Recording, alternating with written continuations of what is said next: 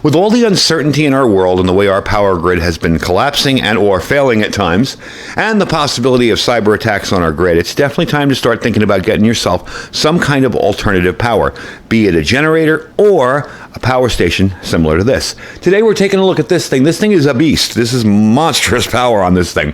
This is a DaranEner NEO2000 2,000 watt LiFePO4 power station. Let's check it out.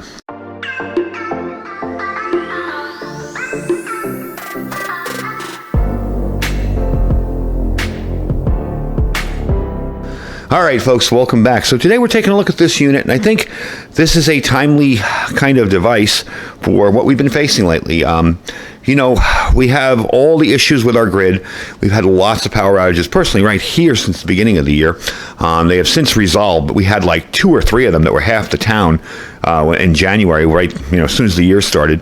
So having something like this just makes sense, especially if you rely on electrical power to, say, keep yourself alive. If you have a medical device or something like that, and you need something like this to keep running. So you're going to get a heck of a lot longer use out of it than you would, say, a regular lithium ion or whatever. Now, another neat feature on this, and I did try this out, and I actually blew the circuit breaker in my power strip. This thing is a beast when it comes to charging up. All right, you will get one. They ship now, just so you know, these all ship at 0. I don't even believe there's ever been charged in the batteries. I don't know how they test them, but they all ship at 0. I have seen that complaint from other people saying, I got it and it was dead. Oh my God, something's wrong with the batteries. Nothing's wrong with the batteries. They ship these at 0. So when you try to turn it on, you're going to get all sorts of issues going, it won't turn on. What am I doing wrong? And then when you plug it in, you'll get that little low voltage warning up top there. And you'll think, oh no, something else is wrong. It's not. Just let it charge from 0 up to 100. I did that, and I was actually very, very impressed with the power, with the charge on this. So this has an output of 2,000 watts, okay, up top there, a 2,073 watt-hour LiFePO4 battery inside. This is designed for pretty much anything from natural disasters to camping to power outages, emergencies, and it's capable of keeping your devices running pretty much anywhere, anytime. Like I said, this thing can be charged from 1.8 hours using the included AC cable, and I was really surprised. It pulled in a ton of power, and I was like, whoa, So I left it, and I went inside to get a cup of water or whatever. I came back out, and it wasn't working, and my light was off top here. And I'm like, uh-oh. Well, I looked down, not this one, but there's a power strip down on the bottom there. It's an older one, and it had popped the circuit breaker on it. So you do want to kind of plug this directly into the wall. Anything with a 15 amp and up circuit breaker on it will be fine because it really takes in the power very, very quickly. Now, like we said, the primary AC output of the system is rated for up to 2 kilowatt loads, handling up to peaks of 3,000. Now, in terms of power quality, of course, it's a pure sine wave inverter, awesome for all your sensitive equipment. It also has a whole lot of built-in safety features in mind with this. All right, you have a really nice rugged body. It is plastic, but this is a unibody chassis inside. So you have BMS technology in there to protect against overvoltage, overcurrent, temperature fluctuations. And here's a cool thing, too. There's notifications on here. You'll see a little snowflake, or you'll see a little temperature gauge. That will let you know. The temperature gauge lets you know when it's getting close to shutting down because it's way too hot. And the snowflake lets you know it's optimizing for lower temperature charging, which is kind of handy right about now because this time of year it gets cold out here. So that is very handy. Now, because of the LiFePO4 battery, or as we refer to it, the lithium iron phosphate, you're going to get 3,500 cycles to 80% capacity of this, and 6,500 cycles to 50% capacity. This is designed for outdoor use. The grill is, they have a nice wind channel grill on each side. Okay, there and over there. Okay, so you'll get nice cross ventilation on it to cool it down, but it also is protected, so it's not just an open grill. If you notice, all this stuff is slanted downward or slanted upward, so you're not going to get sand and dirt in there too. Everything is really sealed up nicely. It's not waterproof by any means, but if you get a few sprinkles on it before you're dragging it into your car or something, it's not going to kill it. It does have the recharger up top here for your phones as well. That's kind of neat. I brought out a phone to try that with. So you have just a surface charger. You stick your phone up there and it will charge it up. Now, another neat feature of this is it can act as a home grade uninterruptible power supply. I wouldn't say put your server rack on this in your house, but just for your own home computers or for stuff you don't want to like ham radios. Perfect thing, you know. I have another one of these types of units connected to my ham radio stuff now. So when the power goes out, the unit kicks on, boom, I'm good to go. So this will act as a UPS. It has a response time of under 15 milliseconds. Works very, very quickly. Now, recharging, my little experiment that I did. Remember, this came at 0. So with a 1291 watt charge rate, I measured about 2,231 watt hours drawn from the wall. I used my little kilowatt. And to bring the unit back up to 100% charge, took about 1.7 hours from 0%. So that's in line with their charge claims. Got to say that, you know, they weren't telling stories about that. That thing was definitely on the money. So let's try a few devices in this and see how well this holds up. I'm going to take it off this little turnstile here. I did want to show you something quickly, though. This does have a light on the back. I'm going to kind of deflect it away from the camera. We're going to push and hold. You'll notice it fades down. So push down, lower, of course flashing, and of course SOS. And that's it. So you do have a nice kind of light on there. I just wish they'd make them just straight lights. The flashing and the SOS stuff really isn't needed on these. But it is nice to have a light like that. As a matter of fact, on my storage rack where I store the devices that I end up keeping in the long term, I do have a unit that has a light on the back. And it's very handy because when I'm plugging stuff in to top things off or whatever, I can turn that light on and I can see everything back there, all the cables, even though it's all nice and neat. So to use this unit, you're just going to push and hold this button here. To turn it off, I'm going to turn it off like that. I'll show you what it looks like turning on. There you go. Now, you do have hibernation mode on this. Hibernation mode is something you're going to want to turn off if, say, you're using a refrigerator that's going to, you know, take a lot of power and then turn off. It also works for the USB things. Also works for things that don't have a lot of draw. I have a water pump that I use for 5-gallon, water containers. And to charge that thing is a nightmare because you have to plug it into the wall, because it draws so little current that it shuts off when you plug it into a regular battery bank. You know, something similar to like that, a regular battery bank. So it turns off.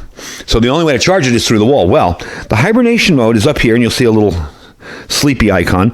And basically, to turn that on and off, you're going to hold this button. You're going to push the LED light back, hold it, turn it on. I do have it turned off for this because we are testing this out. So let me get this up against the wall there, and let's try it out and test it and see how well it works. So we're going to show you how to turn on the AC power on this. Again, same thing, push and hold, like 7 seconds.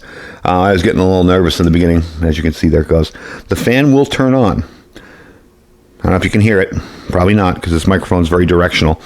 But the fan will turn on. It is very, very quiet. Not an obtrusive fan at all. It also turns on when you're charging. So we're going to plug this thing in here, into this plug right here. I'm going to try out the drill. Watch right here. That's going to be your watts that you're drawing in. As a matter of fact, let me see if I can zoom you in a little bit on that. I'll turn it a little and zoom it in a little. There you go. All right, here's the drill.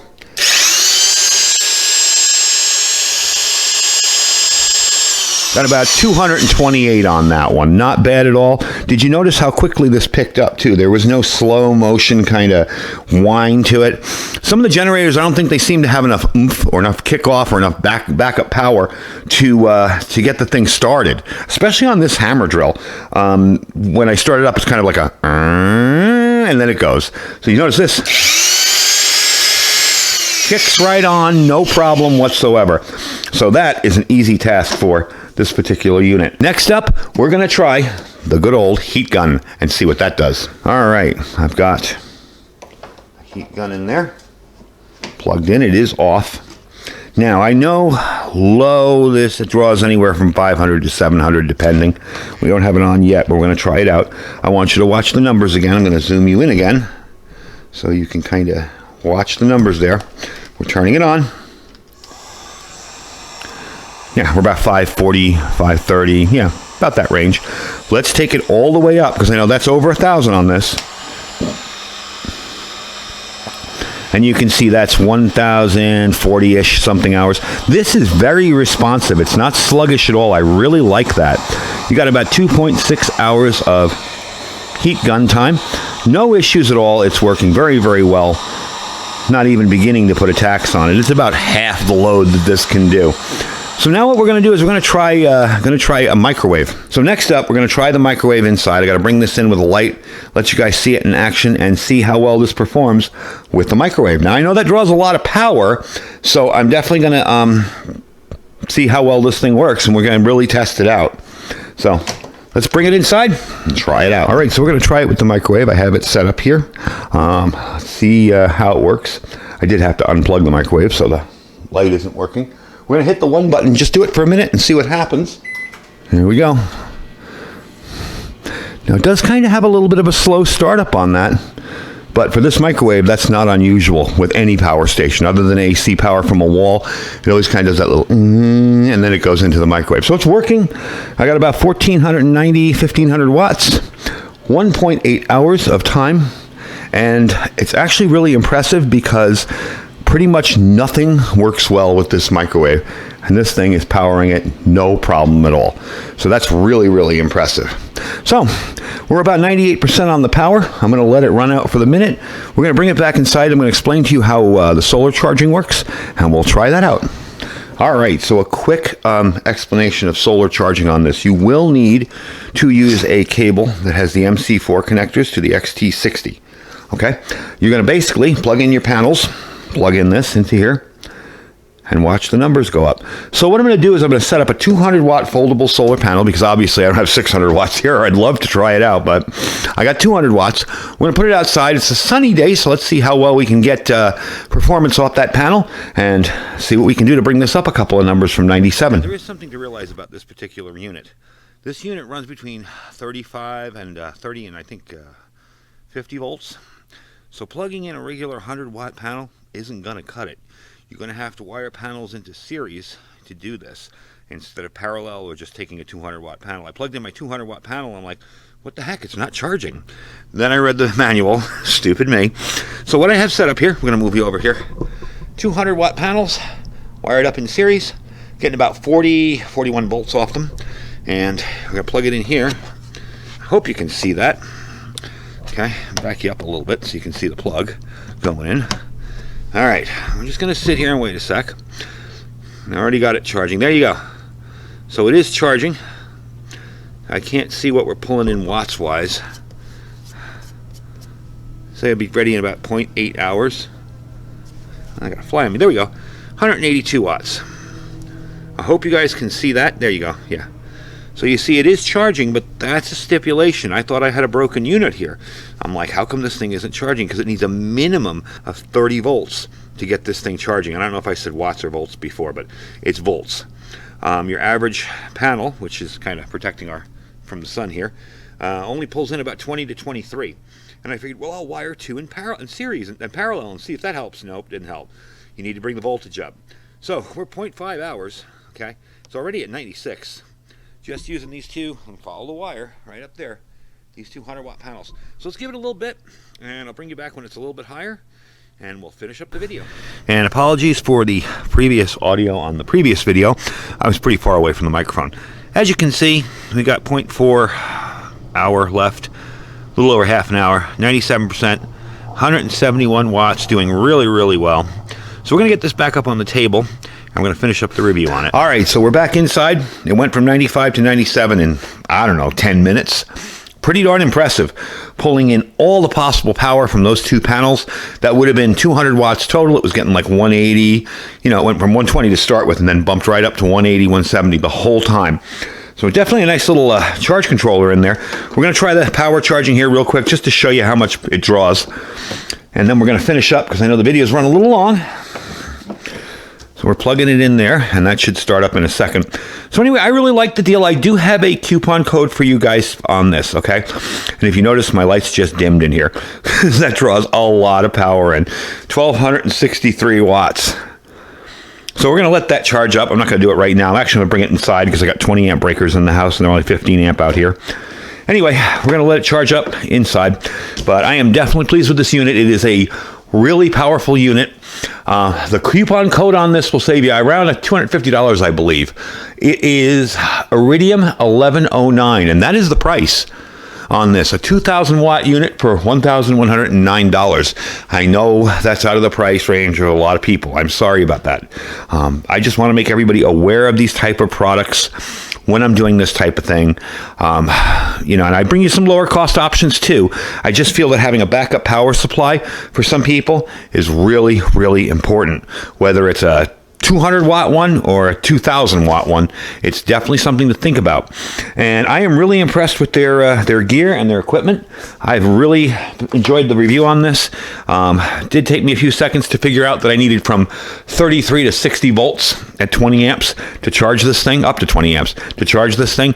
But you saw, once I had the two panels plugged in, it was tearing. It was just going right at it. So I'm definitely very impressed with the unit. I will be using this a lot in my own home. And I thank you guys for joining me. I'm going to give you a quick little capacity on this. It's got 2,073 watt hours. The cell chemistry, of course, is LiFePO 4. An MPPT controller. Battery management system inside. 3,500 charges to 80%. The shelf life of a recharge, you should charge it about every 3 to 6 months. It's about 80%. You've got 3 outlets. Inverter is a pure sine wave. Wireless charging up top is a 5, 7.5, or 10. You've got 2 USB ports at 100 watts, the USB-C, 2 USB-A ports at 24 watts, and 12 volt DC outlets on the end there with the little adapters and the 4 jacks like we showed you before. Your input down here with the XT60 is going to be maximum at 1,600 watts. That's the AC input, not the solar, I'm sorry, the AC input. Max of 1,600 watts at 15 amps.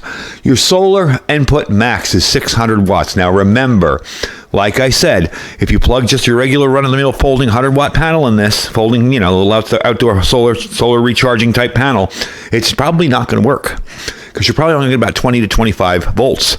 You need 33 and above in order to get this thing going. And that's what I did with those panels. I wired them in series, put them together, plugged them in, and boom, immediately I had a charge. Because believe me, I spent about 20 minutes pulling my hair out here going, why isn't this working with a 200-watt panel? It's because of the voltage. Anyway, recharge time with the adapter, 1.8 hours. The weight on this is a heavy beast. This is 56.4 ounces. I've been lugging this thing around the garage today. I probably take the day off from the gym on that one. Feel like I've lifted enough kettlebells and weights to take care of today. The weight on it, the dimensions on it, 18.7 inches across, 13.6 high, 10.2 inches thick. Definitely a nice unit. And the information for the codes and everything will be down below. Check out the link, check out the codes. The codes will work on either the Amazon website or on the DaranEner NEO2000 website. That code will work, that Iridium 1109. It will work on either site. So definitely check them out. Very impressive unit and not too expensive in the range of solar power stations. Not bad at all. So that's the unit. I hope you guys enjoyed it. Don't forget to check all the links down below. We have our Amazon affiliate store. This will be in our affiliate store as well as on the DaranEner website. If you don't see anything in the store you like, just click the link and shop as you normally would. Really helps us out. Doesn't cost you anything extra. Our freeze-dried wholesaler link. That link will save you 15%. Make sure if you guys are interested in stocking up on some freeze-dried food, I have a contest coming up this Friday for them. We're going to be giving away $1,000 in coupons. $1,000 in gift certificates for, for a week you can enter, and then we're going to be giving away $1,000. Plus, I have some new products to show you and a revived sale on some stuff you might be interested in. So check them out. But if you want to just check out the website, click the link, go there. My link will save you 15% when you check out in your shopping cart. We have our My Patriot Supply link. That's preparewithiridium.com. Lots of good deals on there. And our Thrive Life freeze-dried food store. Anyway, folks, thank you for watching. Stay safe and stay prepared.